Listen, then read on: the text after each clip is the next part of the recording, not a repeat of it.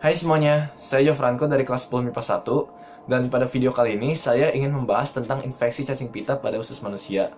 Nah, kalian pasti pernah dong dengar tentang cacing pita yang tinggal di usus manusia dan dapat tumbuh hingga mencapai 2 meter gitu. Ih, gila, serem banget ya mikirinnya ya. Tetapi untuk kalian yang belum tahu, nih saya akan kasih ilustrasi. Bayangkan begini, kalian sedang menikmati daging sapi asap kalian di luar dengan teman-teman kalian. Nah, tiba-tiba kalian menyadari bahwa daging yang kalian makan belum matang sepenuhnya, sehingga kalian memutuskan untuk tidak melanjutkan untuk makannya. Nah, beberapa waktu kemudian, kalian merasakan sakit perut yang sangat-sangat menyakitkan, tidak seperti sakit perut biasa. Nah, lalu kalian segera pergi ke toilet untuk melakukan nomor 1 dan nomor 2. Nah, kalian yakin bahwa kalian hanya terkena keracunan makanan. Tetapi ketika sudah selesai, kalian menyadari bahwa ada sesuatu yang bergerak di dalam kloset. Nah, ketika kalian melihat ke bawah, kalian tercengang dengan apa yang akan kalian lihat. Larva-larva cacing berwarna putih terlihat berenang-renang di dalam kloset kalian. Ya, kalian baru saja terkena penyakit Taeniasis atau infeksi cacing pita. Cacing pita merupakan suatu kelas dalam film Pelatih Helmintes, kelompok cacing yang tubuhnya pipi pada punggung dan perut. Anggota lain dari film ini adalah kelas Turbellaria, contohnya adalah Planaria, dan kelas Trematoda, contohnya adalah Fasciola. Nama lain dari cacing pita adalah Cestoda. Ciri utama dari kelas Cestoda adalah tubuhnya pipih dan beruas-ruas. Kulitnya dilapisi dengan kitin sehingga tidak tercerna oleh enzim di usus inangnya. Cacing ini merupakan parasit pada manusia dan hewan, seperti Pisces, amfibia, reptilia, apes, dan mamalia. Jumlahnya mencapai 1.500 spesies. Tetapi contoh yang paling terkenal dalam menginfeksi usus manusia adalah Taenia solium, yang memilih babi sebagai inang perantaranya. Cacing ini dapat tumbuh hingga mencapai 2 hingga 3 meter. Tetapi itu bukan apa-apa ketimbang dengan Taenia saginata, yang memilih sapi sebagai inang perantaranya. Cacing ini dapat tumbuh hingga 10 meter panjangnya.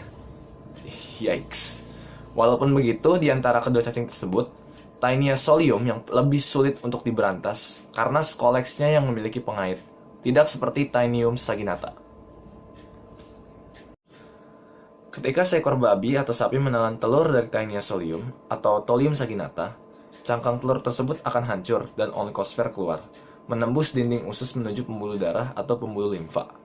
Larva akan mengikuti aliran darah sehingga mencapai otot babi atau sapi. Larva akan membentuk sista yang membentuk gelombang pada otot. Gelembung ini disebut cysticercus, dan di dalamnya telah terbentuk scrolex. Jika seseorang memakan daging vektor yang mengandung cysticercus dan tidak sempurna memasaknya, maka cysticercus akan masuk ke usus penderita. Kemudian pecah melepaskan larva yang berada di dalamnya.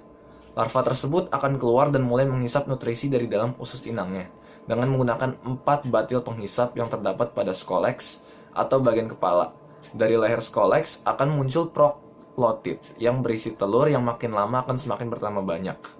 Setiap telur mengandung larva yang dikenal dengan onkosfer. Proklotid bagian akhir akan meloloskan diri dan keluar bersama feses inangnya. Ketika telur termakan lagi oleh babi atau sapi, maka siklusnya akan terulang kembali. Penderita Taeniasis umumnya tidak merasakan gejala apapun.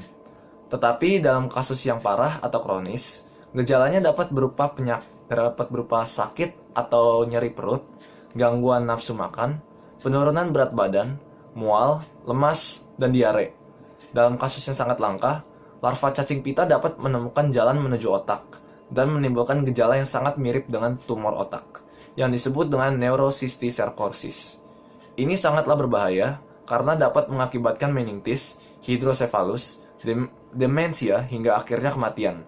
Untunglah Taeniasis merupakan penyakit yang sangat langka dengan total kasus kurang lebih 15.000 kasus per tahun di Indonesia sendiri. Baik, sekarang Anda telah mengetahui bagaimana cacing tersebut dapat menginfeksi usus manusia dan hewan serta gejala apa saja yang ditimbulkan akibat infeksi tersebut. Nah, sekarang bagaimana cara kita untuk mengatasi atau lebih baiknya menghindari infeksi Taeniasis? Mengejutkannya, caranya super sederhana dan mudah untuk dilakukan. Caranya sebagai berikut. Cara yang pertama adalah selalu cuci tangan dengan sabun dan air mengalir sebelum dan sesudah makan, dan terutama setelah pergi ke toilet. Yang kedua adalah cuci setiap bahan makanan hingga benar-benar bersih. Cara yang ketiga adalah masak daging pada suhu minimal 63 derajat Celcius untuk membunuh telur dan larva cacing pita. Cara yang keempat adalah bekukan daging selama 7-10 hari dan ikan minimal 24 jam di dalam freezer dengan suhu minus 35 derajat Celcius untuk membunuh telur dan larva cacing pita. Dan cara yang terakhir adalah hindari konsumsi daging yang mentah, baik itu daging babi, sapi, ataupun ikan. Nah, terima kasih sudah menonton, dan saya harap video ini dapat membantu dan menambah wawasan Anda. Saya Jofranco dari 10 MIPA 1, signing out.